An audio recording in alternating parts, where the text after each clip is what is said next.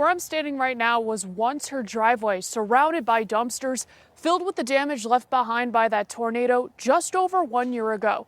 Here's how we got here. 89-year-old Ruth Connie Holland lived in this home for decades before the 2024 tornado destroyed her home. Flash forward to recent weeks, resident Corey Driver says he found her address on a recent city council meeting agenda.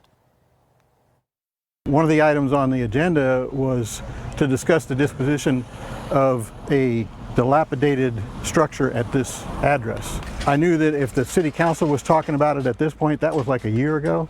If they were talking about it at this point, that probably the next step was that they were going to make her clean the place up.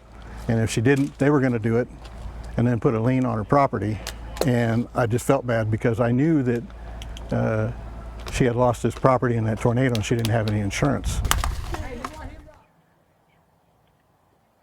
After putting out a call on Facebook for help, dozens of volunteers stepped up with their time and equipment to wipe away the demolition and cleanup costs for Connie and her family.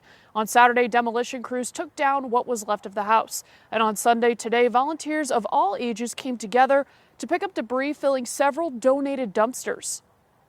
I can't hardly believe it. You know, they're just wonderful people. Holland said she had hopes to rebuild, but they're more than likely to sell the property.